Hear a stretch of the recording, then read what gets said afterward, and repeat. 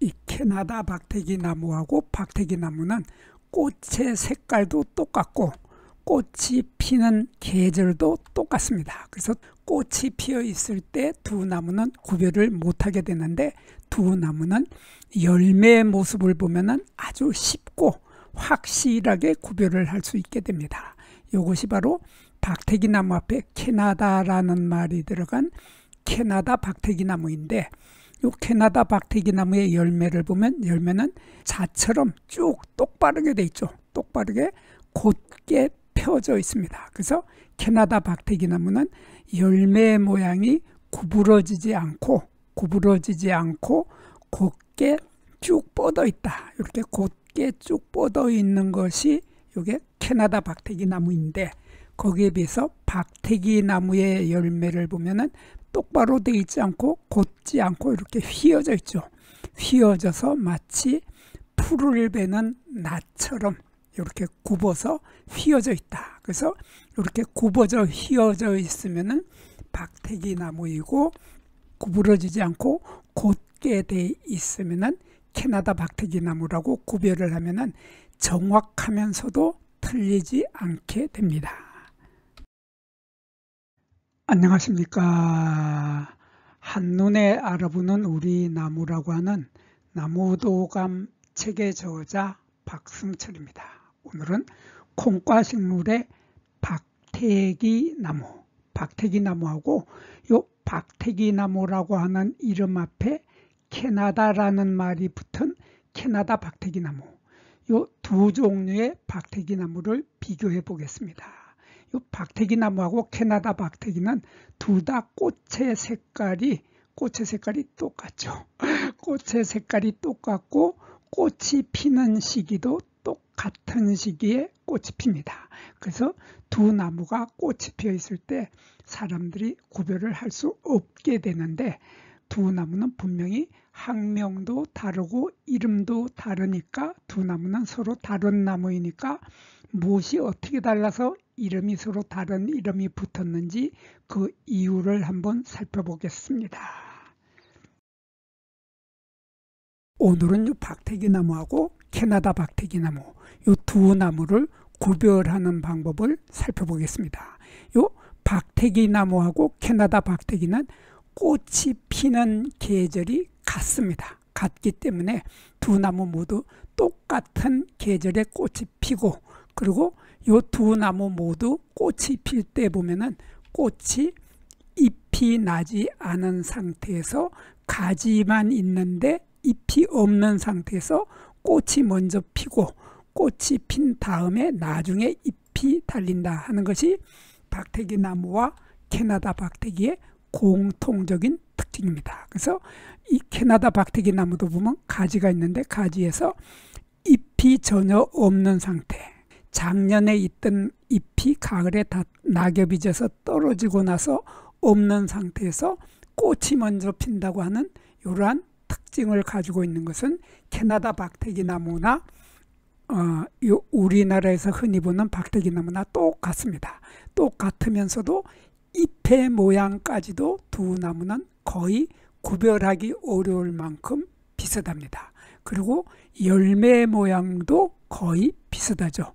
열매 모양도 둘 다 콩과 식물이기 때문에 둘 다 꼬투리 열매를 맺는다 하는 공통점을 가지고 있습니다. 그래서 두 나무는 우리 주변에서 똑같이 꽃이 피고 똑같은 잎을 피기 때문에 사람들이 구별을 거의 못합니다. 못하는데, 제가 가장 간단한 방법은 요게 열매를 가지고 구별한다고 아까 설명을 드렸는데, 그보다가도 열매가 없을 때에는 바로 요 줄기를 보고 구별할 수가 있게 되는 것입니다. 요 줄기를 보면 요거 앞에 캐나다라는 말이 빠진 박태기 나무죠. 박태기 나무는 학명을 보면 케르키스 차이넨시스, 그래서 이 학명에서 요 차이넨시스가 들어갔으니까 중국이 원산지다, 중국에 가장 흔하게 많이 발견된다 하는 것이 캐나다 자를 뺀 박태기 나무이고, 캐나다 박태기 나무는 학명을 보면은 이렇게 돼 있죠. 학명이 케르키스 카나덴시스. 카나덴시스라고 하는 것은 캐나다 주변에서 많이 발견이 된다, 그런 뜻인데, 요 캐나다 박태기나무는 북미 대륙의 동쪽 지방이 원산지입니다.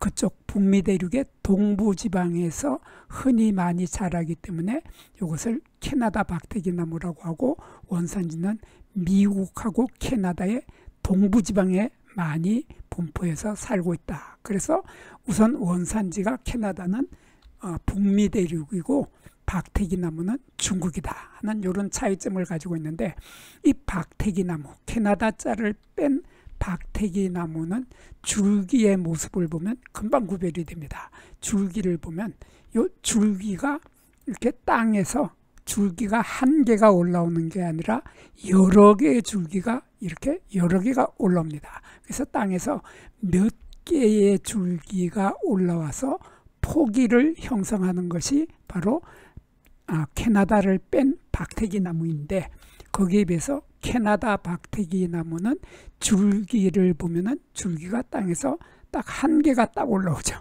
딱 한 개가 올라와서 소나무나 다른 큰 키 나무들, 아까시나무나 이런 미루나무나 할 것 없이 그런 나무들처럼 줄기가 가장 가운데 있는 기본이 되는, 한자로 주간이라고 하고 우리말로는 원줄기라고 합니다. 이 원줄기가 딱 한 개가 올라와서 덤불을 이루지 않고 딱 한 개만 올라온다 하는 이런 차이점으로, 줄기가 하나밖에 없으면 캐나다 박태기나무이고, 줄기가 땅에서 여러 개가 올라와서 관목을 이루면은 그냥 캐나다 자를 뺀 박태기나무다, 이렇게 구별을 하고, 이 캐나다 박태기나무는 미국 사람들이 키가 크죠. 큰 것처럼 이 캐나다 박태기는 키가 큽니다. 키가 커서 최하 6m에서 최고 12m까지 자랍니다. 이 캐나다 박태기는 햇볕을 많이 받고 밝은 곳에서 사는 캐나다 박태기는 키가 6m 정도 자라지만은 그늘에서 자라고 햇볕을 잘 못 보는 곳에서 자라는 캐나다 박태기나무는 12m까지도 자라게 됩니다. 그래서 키가 큰 편인데 반해서 중국의 박태기나무는 그 키가 6m 이상이 되지 못하고 2m에서 5m 정도, 그래서 키가 훨씬 작죠. 키가 훨씬 작기 때문에 작으면서 이 떨기나무, 관목이라고 합니다. 관목이라고 하는 것은 개나리처럼 땅에서 여러 개의 줄기가 올라오는 것을 이 관목이라고 하고 우리말로는 떨기나무라고 하는데, 이런 떨기나무면서 키가 최고 많이 자라봐야 5m까지밖에 자라지 못하는 것이 중국이 원산지인 박태기나무인데, 캐나다 박태기나무는 이 키가 훨씬 커서 최하 6m, 햇빛이 많이 비치는 쪽에는 6m까지밖에 자라지 못하지만은 그늘에 들어가게 되면 최고 12m까지 자라는 작은 키 나무, 한자로는 소교목이라고 합니다. 이런 소교목, 작은 키 나무인 것이 캐나다 박태기나무인데, 중국의 원산지인 박태기는 관목이다, 떨기나무다 하는 이러한 차이점을 가지고 있습니다. 그리고 이 박태기나무는, 중국의 원산지인 박태기나무는 추위에 아주 강합니다. 추위에 아주 강해서 아주 추운 곳에서도 겨울에 월동이 가능한 것이 박태기나무인데, 거기에 비해서 캐나다 박태기나무는 추위에 좀 약한 편입니다. 추위에 약해서 겨울에 얼어 죽는 경우가 있는 것이 바로 캐나다 박태기나무입니다. 그리고 열매 모양으로 두 나무는 또 확실하게 구별을 하는데, 캐나다 박태기나무의 열매는 열매가 곧게 펴져 있는 데 반해서 박태기나무는 나처럼 휘어 있다는 이런 차이점을 가지고 있지만은, 두 나무는 모두 다 콩과식물이기 때문에 콩의 꼬투리와 똑같은 열매를 맺게 됩니다. 그래서 이러한 열매를 우리들은 꼬투리 열매라고 하고,